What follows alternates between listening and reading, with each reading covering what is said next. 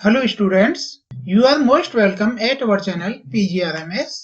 अब हम स्टडी करने जा रहे हैं क्लास 7 हिंदी वसंत भाग 2 पार्ट 20 विप्लव गायन। स्टूडेंट्स, यह कविता उस समय लिखी गई थी जब हमारा देश स्वतंत्र नहीं था, अंग्रेजों के अधीन था। यहाँ पर कवि इस कविता के माध्यम से अपने देशवासियों को प्रेरित करने की कोशिश कर रहे हैं। अब हम कविता स्टार्ट करते हैं।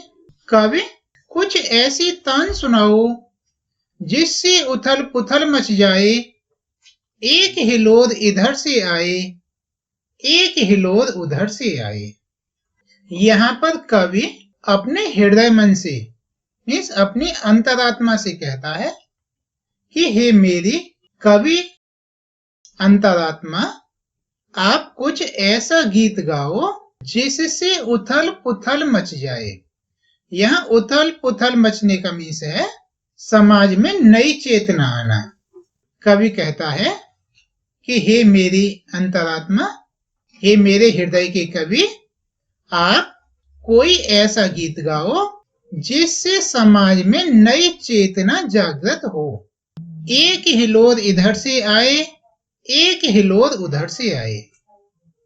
एक हिलोर इधर से आए, एक हिलोर उधर से आए। इट मीन्स हो गया कि मेरे गीत को सुनकर के चारों तरफ से समाज में चेतना जागृत होने लगे। आगे, सावधान मेरी वीणा में चिनगारियां आन बैठी हैं, टूटी हैं मिजराबें उंगलियां दोनों मेरी ऐंठी हैं। जब कवि अपनी अंतरात्मा से कहता है एक अच्छा सा गीत गाओ, तो उसकी अंतरात्मा आवाज देती है कि सावधान, सावधान होकर मेरी बात सुनो, मेरी वीणा में चिनगारियां आन बैठी हैं। उसकी अंतरात्मा कहती है कि आप सावधान होकर के सुनो, यदि आप कोई मधुर सुंदर सा गाना सुनना चाहते हैं तो ऐसा संभव नहीं है, क्योंकि मेरी वीणा में, यहाँ पर वीणा अंतरात्मा के लिए कहा है, हृदय की आत्मा के लिए कहा है कि मेरी हृदय आत्मा में चिंगारियां आन बैठी हैं। चिंगारियां बैठी हैं, चिंगारियां समझते हो ना, बहुत ही क्रोधित। मेरी हृदय आत्मा बहुत ही क्रोधित हो रखी है। टूटी हैं मिजराबें, ये मिजराबें हैं ना, आपने कभी किसी को वीणा बजाते हुए देखा हो तो वह अपनी उंगलियों पर कुछ अंगूठी जैसी चीजें पहन लेते हैं जिससे वीणा के तारों को बजाते हैं, उनको मिजराबें कहते हैं। वह कहता है कि मैं वीणा नहीं बजा पाऊंगा क्योंकि मेरी मिजराबें टूट गई हैं और मेरी दोनों उंगलियां ऐंठी हैं मीन्स टेढ़ी हो गई हैं। कहने का मीन्स यही है, इन चारों लाइन का मीन्स है कि जब कवि ने अपनी आत्मा से गाना गाने के लिए कहा तो उसकी हृदय आत्मा ने बोला कि सावधान होके मेरी बात सुनो, यदि आप चाहते हो कि मैं सुंदर सा मधुर सा गाना गाऊं तो ये संभव नहीं है, क्योंकि मेरे दिल में तो चिंगारियां बैठी हैं, समाज के प्रति क्रोध भरा हुआ है, इसीलिए मैं सुंदर सा मधुर सा गाना नहीं गा पाऊंगा। कंठ रुका है महानाश का, मारक गीत रुद्ध होता है, आग लगेगी क्षण में हत्तल में, अब क्षुद्ध युद्ध होता है।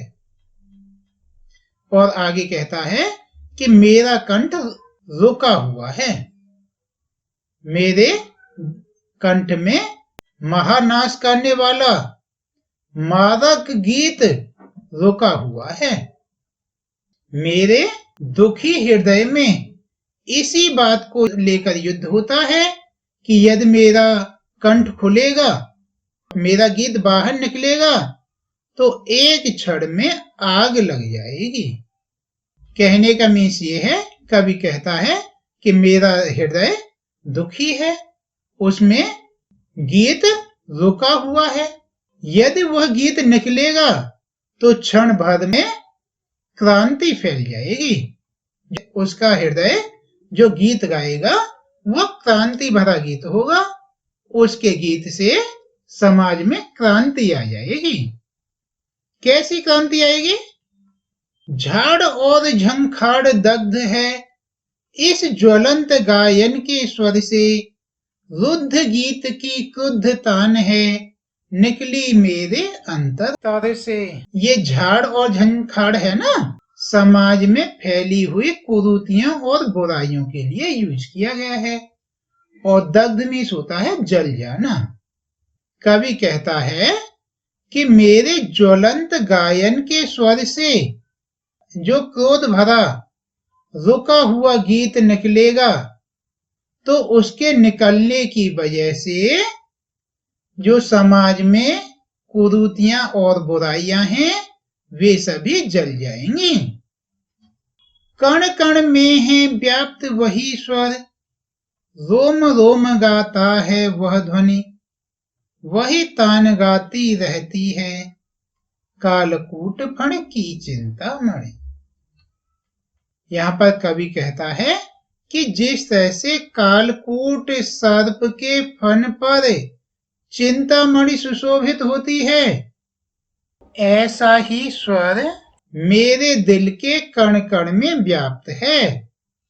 मेरा रोम रोम वही ध्वनि वही गीत गाता रहता है।